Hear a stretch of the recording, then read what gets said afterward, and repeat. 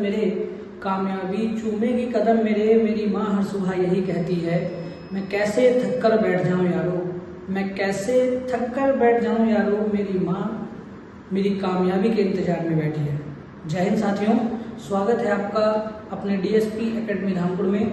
और प्यारे बच्चों, जैसा कि अभी हमने अपने डीएसपी एकेडमी एप्लीकेशन पर साइंस का बैच लॉन्च किया है, तो ये जो बैच है इसका उद्देश्य हमारा ये है कि देश का हर गरीब से गरीब बच्चा पढ़ाई में पीछे ना रहे। इसलिए इस बैच की जो कॉस्ट रखी गई है वो ओनली ₹1 रखी गई है। तो सबसे पहले मैं ये कहूँगा कि आप सभी जो है सभी दोस्तों को जहाँ तक ये लिंक सेंड हो सकती है, जहाँ तक ये लिंक जा सकती है, या हर उस कैंडिडेट तक इस बैच को आप लोग पहुँचाएं जो किसी ना किसी वजह से पैसे के अभाव में या आर्थिक तंगी की वजह से पढ़ नहीं पा रहे हैं। ठीक है, हमारा उद्देश्य जो है देश के हर गरीब से गरीब बच्चे को पढ़ाना है। इसमें आप लोग हमारा सहयोग करें। और बच्चों, अभी जो था हमारी लास्ट जो एक शॉर्ट वीडियो आई थी वो हमने उसमें साइंस का इंट्रोडक्शन बताया था, साइंस के चैप्टर हमने डिस्कस किए थे। आज जो है हम अपनी साइंस की पहली क्लास स्टार्ट कर रहे हैं, जिसमें सबसे पहले हम साइंस यानी कि विज्ञान के स्ट्रक्चर के बारे में जानेंगे। उसके बाद सबसे पहले जो हमारा साइंस का हम पार्ट पढ़ेंगे वो पढ़ेंगे बच्चा फिजिक्स। तो आइए सबसे पहले अपने विज्ञान के विषय में जानते हैं, क्या है विज्ञान और किस प्रकार से इसका वर्गीकरण किया जाता है। बच्चों, सबसे पहले अगर हम बात करें विज्ञान की, तो विज्ञान जो शब्द है वी प्लस ज्ञान 2 शब्दों से मिलकर बना है, यानी कि जिसका अर्थ क्या है, विशेष ज्ञान। विज्ञान शब्द जो है वो एक विशेष ज्ञान को प्रदर्शित करता है। ठीक है, विज्ञान जो शब्द है बच्चों हम जानते हैं कि ये साइंस, विज्ञान को हम किस नाम से जानते हैं, साइंस।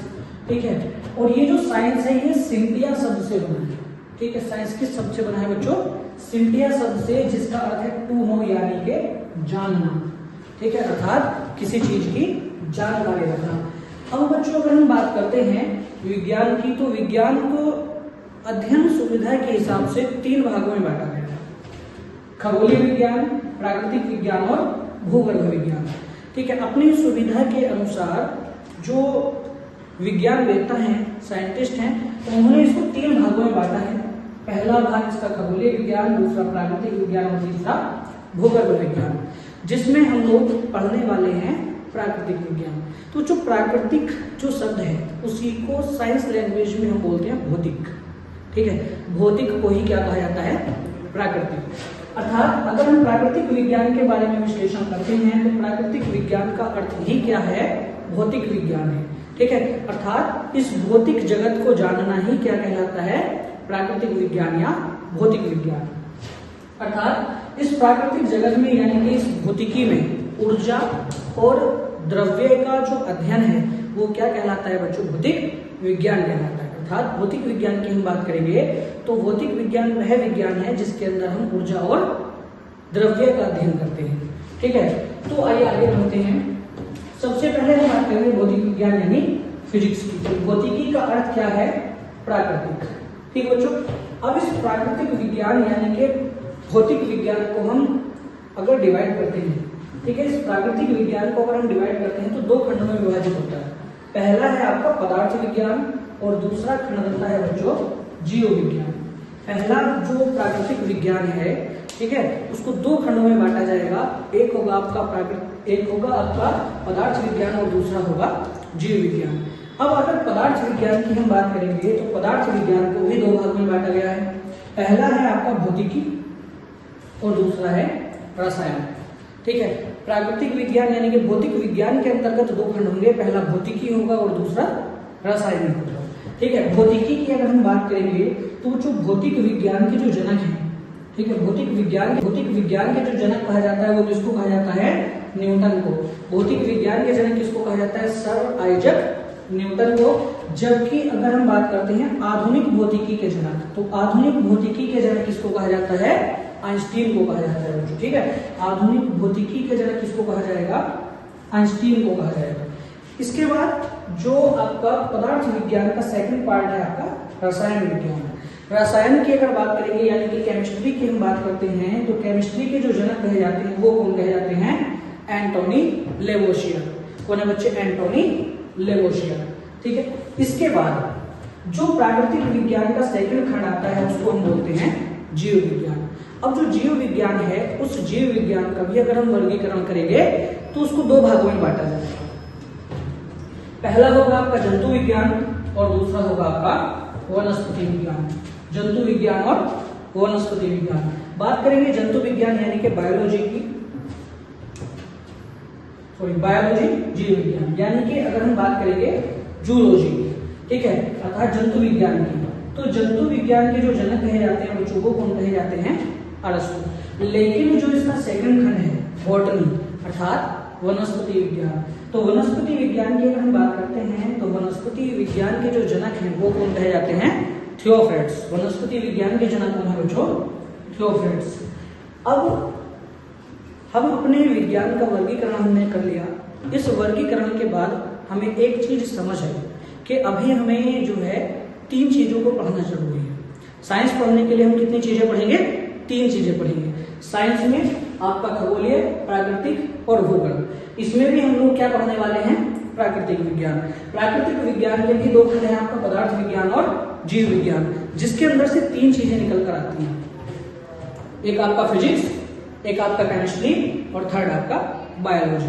हालांकि बायोलॉजी को भी 2 अलग अलग पार्ट में डिवाइड किया गया है, लेकिन मोस्टली 3 खंड हम लोगों को पढ़ने हैं, फिजिक्स, केमिस्ट्री और बायो। इसके अंतर्गत जो 2 पार्ट हैं इनका डिवीजन हम जब बायोलॉजी पढ़ेंगे तब करेंगे। तो अभी सबसे पहले जो हमें पढ़ना है बच्चों वो पढ़ना है आपका भौतिकी विज्ञान। ठीक है, सबसे पहले हम क्या पढ़ेंगे? भौतिकी पढ़ेंगे। भौतिकी विज्ञान की शाखा भौतिकी को हम सबसे पहले पढ़ेंगे। अगर भौतिकी की हम बात करते हैं तो इस भौतिक विज्ञान को बच्चों कितने भागों में बांटा गया है? 8। अपनी अध्ययन की सुविधा के लिए हमने भौतिक विज्ञान को कितने भागों में बांट दिया? 8 भागों में। ठीक है, अर्थात भौतिक विज्ञान की कितनी शाखाएं हैं? 8 शाखाएं हैं। ठीक है, रेलवे के लिए या एसएससी के लिए हमारी जो क्लास है ये बहुत इंपोर्टेंट होने वाली है। जो हमारा ये बैच है ये टारगेट बैच आपके लिए तैयार किया जा रहा है साइंस का, जो आपके न केवल एसएससी बल्कि रेलवे के सारे सेगमेंट को पूरी तरह से कवर करेगा। अगर हम भौतिकी की 8 शाखाओं की बात करते हैं बच्चों तो इसमें सबसे पहले आएगा आपका यांत्रिकी, दूसरे नंबर पर आता है आपका ध्वनि। यानी कि फिजिक्स के अंदर भी हम 8 टाइप के साइंस को पढ़ने वाले हैं। सबसे पहला आपका यांत्रिकी विज्ञान, फिर आपका ध्वनि, उसके बाद कुसुमा, फिर प्रकाश, विद्युत, चुंबकत्व, आधुनिक व परमाणु भौतिकी और लास्ट जो आपका फिजिक्स का पार्ट होता है इलेक्ट्रॉनिकी। अब इन 8 प्रकार की भौतिक विज्ञान की शाखाओं को पढ़ने के बाद हमारे अलग अलग चैप्टर डिवाइड होते हैं, जिनका पहली वीडियो में इंट्रोडक्शन क्लास में हमने जिक्र किया था पूरे सिलेबस का। ठीक है, तो अपना कंप्लीट सिलेबस हम भौतिक विज्ञान की 8 शाखाओं के अंतर्गत करने वाले हैं, जिसमें सबसे पहले बच्चों अगर मैं बात करता हूं तो हमारा सबसे पहला चैप्टर होगा मापन व मात्रा। तो आइए बढ़ते हैं अपने चैप्टर की ओर। तो जो सबसे पहले अपना फिजिक्स का पहला चैप्टर हम लोग स्टार्ट करने वाले हैं मात्रक व मापन। तो आइए शुरू करते हैं।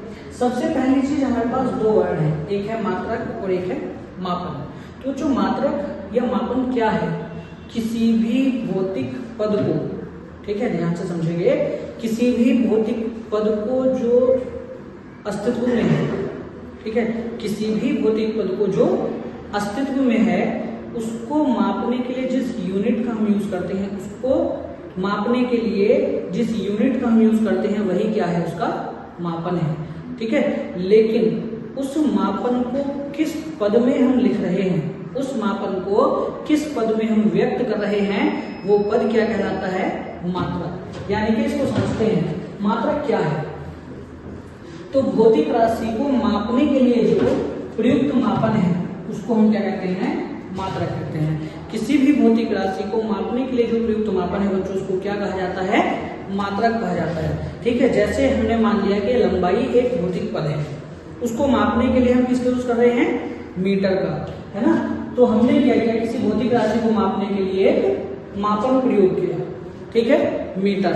तो उसी को हम क्या कहेंगे? मीटर को मात्रक कहेंगे। लेकिन लंबाई क्या होगी? आइए उसको भी समझते हैं। तो बच्चों एक वर्ड हमारे पास है भौतिक राशि, ठीक है। तो भौतिकी हमने एक चीज समझी थी, भौतिक जो वर्ड है, भौतिक विज्ञान वो क्या है, किसका खंड है, प्राकृतिक विज्ञान का। यानी कि प्राकृतिक विज्ञान का ही एक अंश क्या है, भौतिक विज्ञान। अर्थात प्रकृति में स्वतंत्र रूप से जिन तत्वों का, प्रकृति में स्वतंत्र रूप से जिन पदों का, जिन वस्तुओं का अस्तित्व है, वे वस्तुएं या वे राशियां क्या कहलाती हैं, आपकी भौतिक राशियां कहलाती हैं। अर्थात भौतिकी के नियमों को जिन पदों में व्यक्त किया जाता है, परिभाषा के आधार पर हम उसको इस तरह से समझ सकते हैं कि भौतिकी के नियमों को जिन पदों में व्यक्त किया जाता है उसको भौतिक राशि कहते हैं।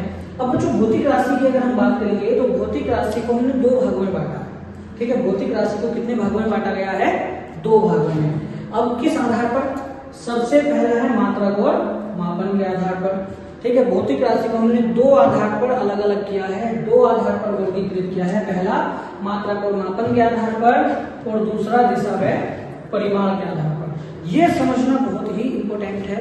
ये दोनों चीजें यहाँ से आगे बच्चे क्वेश्चन पर क्वेश्चन बनने स्टार्ट हो जाते हैं। बहुत इंपॉर्टेंट चीज है, ध्यान से इसको समझिएगा। सबसे पहले हम बात करेंगे मात्रक पर मापन के आधार पर भौतिक राशि की।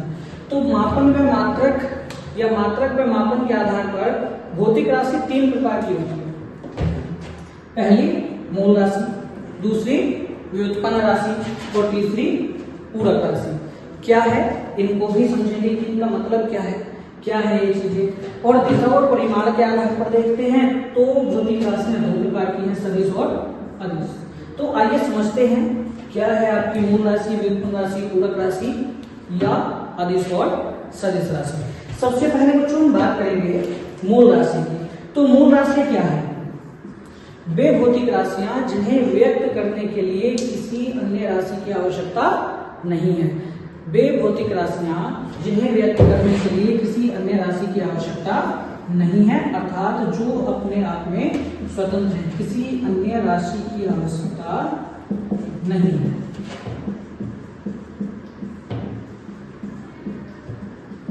जो स्वतंत्र है, ये अपने आप में क्या है, स्वतंत्र है। इन्हें बनाने के लिए किसी भी अन्य राशि की आवश्यकता नहीं पड़ती है, उनको क्या कहते हैं, मूल राशि। लेकिन एक और दूसरा भौतिक राशि का प्रकार है जिसको हम कहते हैं व्युत्पन्न राशि। तो बच्चों व्युत्पन्न राशि क्या है, व्युत्पन्न राशि वे राशियां हैं जिन्हें बनाने के लिए अन्य मूल राशियों की आवश्यकता पड़ती है। किसकी आवश्यकता पड़ती है, अन्य मूल राशियों की। जिन्हें बनाने के लिए अन्य मूल राशियों की आवश्यकता होती है, उनको क्या कहते हैं हम, व्युत्पन्न राशि। अभी समझेंगे इसको, ठीक है। अब इनका एग्जाम्पल वाइज इसको समझते हैं। ऐसी कौन सी राशियां हैं जो मूल राशियां हैं, अर्थात जिन्हें बनाने के लिए किसी दूसरे की आवश्यकता ही नहीं पड़ती। तो मूल राशियों की संख्या बच्चों कितनी है अस्तित्व में, 7। मूल राशियों की संख्या कितनी है, 7 है। ये एग्जाम के हिसाब से बहुत इंपॉर्टेंट बन जाता है। तो लिखेंगे बच्चों 7 कौन सी राशियां हैं, ध्यान से समझिए। क्लास की बच्चे जो क्लास नोट्स हैं और पीडीएफ है वो आपको आपके बैच में ही प्रोवाइड कराया जाएगा, ठीक है।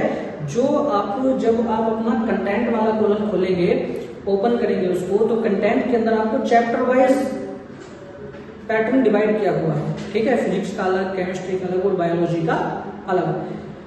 चैप्टर के अंदर आपकी वीडियो और क्लास कंप्लीट होने के बाद, जैसे हमारा एक चैप्टर कंप्लीट हो उसके बाद आपको उसकी कंप्लीट पीडीएफ और क्लास नोट्स मिल जाएंगे, ठीक है बच्चों।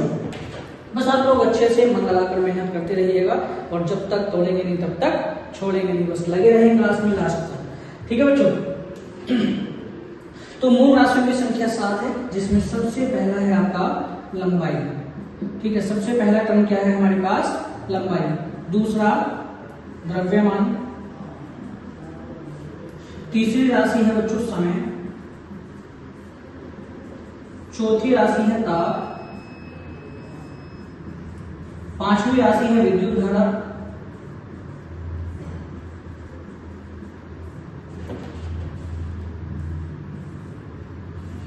छठी राशि है ज्योति तीव्रता।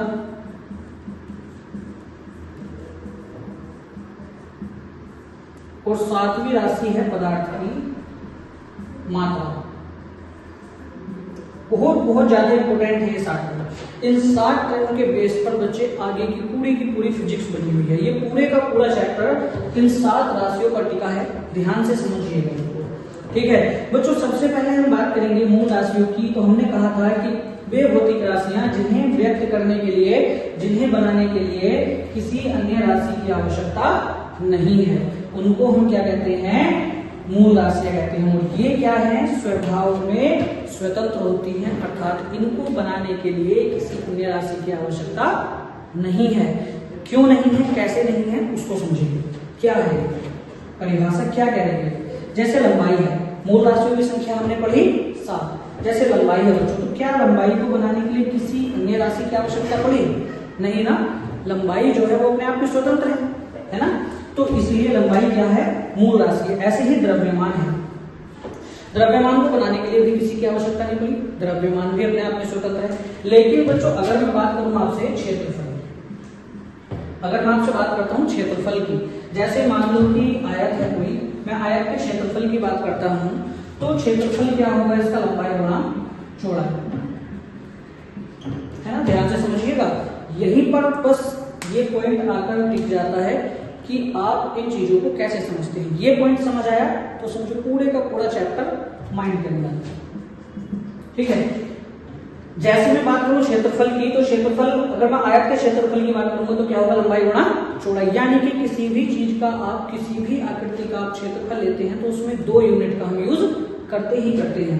जैसे यहाँ आया लंबाई और चौड़ाई, तो देखो चौड़ाई भी एक प्रकार की लंबाई है, और लंबाई क्या है, मूल राशि। लंबाई क्या है, मूल राशि। चौड़ाई भी क्या है, एक प्रकार की लंबाई है, यानी कि ये भी क्या है, मूल राशि। तो क्षेत्रफल को बनाने के लिए हमें 2 या 2 से अधिक मूल राशियों की आवश्यकता पड़ रही है। अधिक तो नहीं, 2 मूल राशियों की आवश्यकता पड़ी। तो वे भौतिक राशियां जिन्हें बनाने के लिए 2 या 2 से अधिक मूल राशियों की आवश्यकता पड़ेगी, वो क्या होगा, व्युत्पन्न राशि होगी बच्चे। वो कैसे राशि होगी, व्युत्पन्न राशि। जैसे क्षेत्रफल बनाने के लिए 2 मूल राशियों की आवश्यकता पड़ी 2 बार, यहाँ भी आपका लंबाई है और ये भी एक प्रकार की लंबाई है ना। तो 2 जगह मूल राशियों की आवश्यकता पड़ी, 2 मूल राशियों के मिलने से। तो क्षेत्रफल किस प्रकार की राशि हुई, व्युत्पन्न राशि। तो क्षेत्रफल किस प्रकार की राशि हुई, व्युत्पन्न राशि। ठीक है, क्योंकि वो 2 मूल राशियों से मिलकर बनी। लेकिन ये जो 7 राशियां हैं, ये किसी को भी बनाने से नहीं बनती है, अपने आप में स्वतंत्र है। जैसे समय है, समय अपने आप में स्वतंत्र है। ताप है, ये अपने आप में स्वतंत्र है। विद्युत धारा है, ये अपने आप में स्वतंत्र है। ज्योति तीव्रता अपने आप में स्वतंत्र है। पदार्थ की मात्रा अपने आप में स्वतंत्र है। ये बहुत इंपॉर्टेंट क्वेश्चन यहाँ से बनने वाले हैं, 2 से 3 क्वेश्चन, अभी समझेंगे। अब बात करते हैं कि मूल राशियों को हम जिस मानक से भी मापते हैं, वो मानक ही क्या कहलाता है, इनका मात्रक कहलाता है। तो साथ साथ इनके मात्रक भी देखते हैं, अभी मात्रक के विषय में भी पढ़ेंगे। तो जो लंबाई का जो मात्रक है वो क्या है, मीटर। लंबाई का मात्रक क्या है, मीटर। द्रव्यमान का मात्रक क्या है बच्चों, किलोग्राम। द्रव्यमान का मात्रक क्या होता है, किलोग्राम होता है। समय की बात करेंगे, समय का मात्रक क्या होगा, सेकंड। समय का मात्रक क्या होगा प्यारे बच्चों, सेकंड होगा। ताप का मात्रक क्या होगा, केल्विन या डिग्री सेल्सियस। केल्विन या फिर डिग्री सेल्सियस ताप का मात्रक होगा। विद्युत धारा का मात्रक क्या होगा बच्चों, एम्पियर। विद्युत धारा का मात्रक क्या होगा, एम्पियर होगा। ज्योति तीव्रता की बात करेंगे, ज्योति तीव्रता का मात्रक बहुत ज्यादा एग्जाम में पूछा जाता है, रेलवे का और एसएससी दोनों का ही बड़ा फेमस क्वेश्चन है। ज्योति तीव्रता का मात्रक क्या है, कैंडेला। पदार्थ की मात्रा का मात्रक क्या होगा बच्चों, मोल। पदार्थ की मात्रा का मात्रक क्या है, मोल। अब एग्जाम में यहां से एक चीज मोस्टली पूछी जाती है कि एक मोल में अणुओं की संख्या कितनी होती है। बहुत ज्यादा पूछा जाता है एग्जाम में, एक मोल में अणुओं की संख्या कितनी होती है, बताएंगे जल्दी से। एक मोल में अणुओं की संख्या तुरंत नोट करेंगे बच्चों, 6.022 इंटू 10 की पावर 23। 6.022 गुणा 10 की पावर 23। एक मोल में अणुओं की संख्या कितनी होती है, 6.022 इंटू 10 टू दी पावर 23। बहुत इंपॉर्टेंट चीज है बच्चे, हर किसी एग्जाम में एक मात्रक या फिर एक विमेय सूत्र जरूर पूछा जाता है। ठीक है, किसी भी एग्जाम में ये चैप्टर हमेशा आपको 1 से 2 क्वेश्चन देके आता है बच्चों। बहुत इंपोर्टेंट चैप्टर हमारा इस समय पर चल रहा है। सभी अच्छे से नोट्स बनाना बच्चे। सबसे बेटर नोट्स वो हैं जो आप क्लास के साथ साथ हैंड रिटन कर रहे हैं, ठीक है। तो इसके बाद बच्चों हमारे पास आती है व्युत्पन्न राशि। व्युत्पन्न राशि किसको कहते हैं? वे भौतिक राशियां जिन्हें बनाने के लिए अन्य राशियों की आवश्यकता होती है, जिन्हें बनाने के लिए अन्य मूल राशियों की आवश्यकता होती है। वे राशियां क्या कहलाती हैं? व्युत्पन्न राशियां। जैसे हमारे पास है क्षेत्रफल। क्षेत्रफल को बनाने के लिए हमें आवश्यकता पड़ी लंबाई और चौड़ाई की। तो लंबाई और चौड़ाई ये 2 मात्रक हमने यूज किए, इसलिए क्षेत्रफल क्या है? व्युत्पन्न राशि है। यही अगर मैं बात करूं बच्चों, यही अगर मैं बात करता हूं आयतन की, तो किसी भी आकृति का आप आयतन निकालेंगे। आयतन में 3 विमाएं हम यूज करते हैं, लंबाई, चौड़ाई और ऊंचाई। लंबाई, चौड़ाई और ऊंचाई 3 विमाएं बच्चों हम यूज करते हैं। यानी कि लंबाई भी एक प्रकार की, लंबाई तो लंबाई है, चौड़ाई भी एक प्रकार की लंबाई होती है और ऊंचाई भी एक प्रकार की लंबाई है। और तीनों ही क्या है? लंबाइयां हैं। और लंबाई क्या है? मूल राशि है। तो यहाँ आयतन को बनाने के लिए भी हमें 3 मूल राशियों की आवश्यकता पड़ी, इसलिए आयतन भी क्या है? एक व्युत्पन्न राशि है। अगर मैं बात करूं बच्चों बल, बल बराबर होता है द्रव्यमान गुणा त्वरण, द्रव्यमान इंटू त्वरण, ठीक है। अब जो त्वरण है, त्वरण भी क्या है? वेग परिवर्तन की दर। त्वरण खुद क्या है? वेग परिवर्तन की दर, है ना। यानी कि वेग परिवर्तन की दर किसके सापेक्ष होती है? समय के। वेग परिवर्तन बटे समय, समय के सापेक्ष वेग परिवर्तन होगा तब क्या मिलेगा? त्वरण मिलेगा। तो बल की परिभाषा बनाने के लिए या बल प्राप्त करने के लिए हम किस किस चीज का यूज करते हैं? अगर हमें बल का मेजर चाहिए, हमें बल की परिभाषा चाहिए, तो हमें किस किस चीज का यूज करना पड़ेगा? द्रव्यमान का, वेग का और समय का।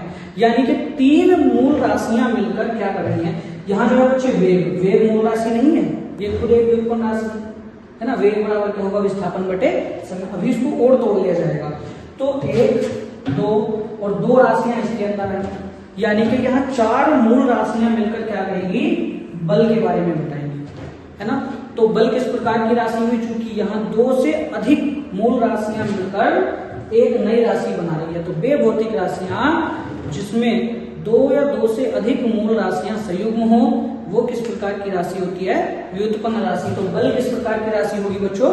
व्युत्पन्न राशि होगी, ठीक है। जबकि अगर मैं बात करूं आपकी पूरक राशियों की, तो पूरक राशियां किसको कहते हैं? पूरक राशियां जो है बच्चे ये भी 2 होती है। पूरक राशियां भी क्या है? ये भी 2 है, घनकोण और समतल कोण। पूरक राशियों की संख्या भी कितनी है? 2। पहला घनकोण और दूसरा समतल कोण। पूरक राशियों की संख्या भी 2 है, समतल कोण और घनकोण 2 पूरक राशियां हैं, ठीक है। 2 पूरक राशियां हैं। इसके बाद बच्चे अगर हम बात करते हैं दिशा और परिमाण के आधार पर, दिशा और परिमाण के आधार पर जो है भौतिक राशियां 2 प्रकार की हो गई, अदिश राशि और सदिश राशि। तो इसको हम समझेंगे बच्चे ध्यान से, एग्जाम में बहुत ज्यादा पूछा जाता है यहाँ से, ठीक है। इसको भी हम समझेंगे, इसको समझते हैं। दिशा और परिमाण के आधार पर चूंकि भौतिक राशि 2 प्रकार की होती है, सदिश और अदिश। तो दिश, ये जो वर्ड कॉमन है इसमें वो वर्ड है दिश। दिश का मतलब है दिशा। दिश का मतलब क्या है बच्चों? दिशा। और इस वर्ड में सदिश जो शब्द है, सदिश शब्द में दिश के साथ लगा है सह। सह का मतलब क्या होता है? साथ, है ना। अर्थात किसके साथ? दिशा के साथ। वे भौतिक राशियां जिनमें परिमाण के साथ, हर भौतिक राशि जो प्रकृति में है, ठीक है, हर भौतिक राशि जो प्रकृति में है उसमें एक चीज विद्यमान रहती है हमेशा, और वो कौन? जो है रोड के माध्यम से इस तरह से घूमता हुआ जा रहा है, यहाँ इस तरह दूरी तय करता हुआ, ठीक है। तो ये जो इस तरह की वक्र रेखीय गति है, कोई भी व्यक्ति एक स्थान से दूसरे स्थान तक जाने के लिए जो वक्र रेखीय लंबाई तय करता है, उस लंबाई को क्या कहा जाता है? दूरी। तो अब आप एक चीज बताएं बच्चों, क्या इस वक्र रेखा में कोई निश्चित दिशा हुई? इसके अंदर कोई भी निश्चित दिशा नहीं है। ये वक्र रेखीय है और वक्र रेखा में कभी भी कोई भी निश्चित दिशा नहीं होती, इसीलिए दूरी में दिशा नहीं है। चूंकि इसमें दिशा नहीं है इसलिए किस प्रकार की राशि होगी, अदिश राशि। लेकिन यही अगर मैं बात करूं कि इसके पास एक और दूसरा तरीका हो सकता है कि दो बिंदुओं के बीच की न्यूनतम दूरी क्या कहलाती है, विस्थापन। अब दो बिंदुओं के बीच की न्यूनतम दूरी कैसे तय की जा सकती है, सरल रेखा में। अगर मैं इस दूरी को बिल्कुल सरल रेखीय तय करूं, मैं कहीं भी रास्ते में मोड़ पर ना मुड़ूं, सीधे घूमते घूमते घूमते घूमते जाने के बजाय मैं इसको बिल्कुल सीधे स्ट्रेट सरल रेखा में तय कर लूं एक्स से वाई तक की दूरी को, ठीक है। तो वो जो दूरी रहेगी, वो जो लंबाई रहेगी, वो लंबाई फिर क्या होगी, वो दूरी नहीं होगी बल्कि वो क्या होगा, विस्थापन होगा। विस्थापन जो है बच्चों को क्या होता है, विस्थापन किस प्रकार की लंबाई है, जो सरल रेखीय होती है। सरल रेखा में चली गई लंबाई क्या कहलाती है, आपकी विस्थापन कहलाती है। चूंकि ये सरल रेखा में चली, अब सरल रेखा में चली तो एक निश्चित दूरी में, एक निश्चित दिशा में चली, ठीक है। सरल रेखा हमेशा एक निश्चित दिशा में होती है, इसलिए इस रेखा में, इस सरल रेखा में, इस विस्थापन में एक निश्चित दिशा है, क्योंकि एक निश्चित दिशा में इसने टारगेट करके चला इस साइड में, एक्स से वाई के लिए एक निश्चित दिशा इसने तय की, ठीक है। तो वे भौतिक राशियां जिनमें परिमाण के साथ साथ दिशा है क्या कहलाती हैं, सदिश।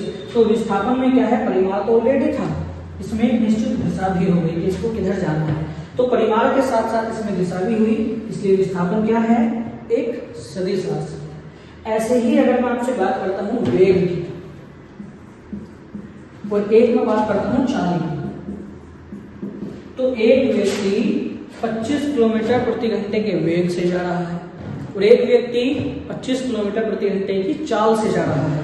बिल्कुल सेम बात है, लेकिन अंतर क्या है, वेग जो है वो हमेशा एक निश्चित दिशा में होता है। यानी कि व्यक्ति अगर वेग से जा रहा है तो बिल्कुल सरल रेखीय जा रहा है, ठीक है। वो क्या कर रहा होगा, सरल रेखीय जा रहा होगा, ये एक निश्चित दिशा में चल रहा होगा, क्योंकि वेग बराबर क्या होता है बच्चों, विस्थापन बटे समय।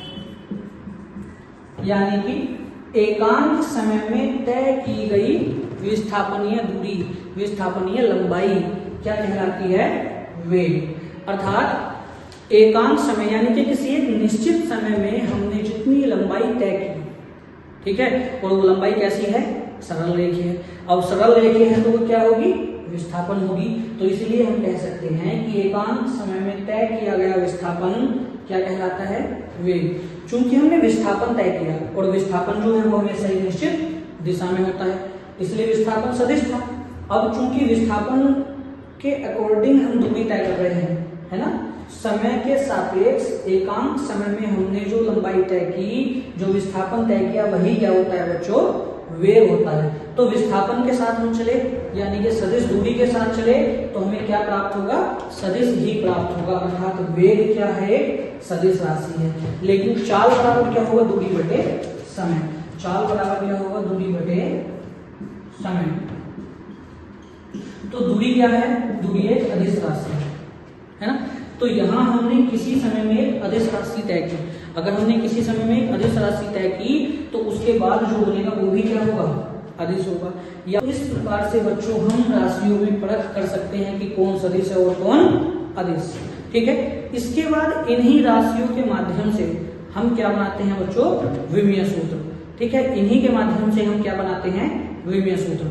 तो आइए पहले हम समझते हैं कि जो सदिश राशियां हैं या अन्य प्रमुख अदिश राशियां हैं वे कौन कौन सी हैं और क्या उनकी परिभाषाएं हैं, क्या उनकी विशेषताएं हैं। उसके बाद हम पढ़ेंगे विमीय सूत्र, ठीक है। अभी इसके साथ हमें पहले मूल राशियां, व्युत्पन्न राशियां और पूरक राशियों के भी विभेद पढ़ने हैं, ठीक है।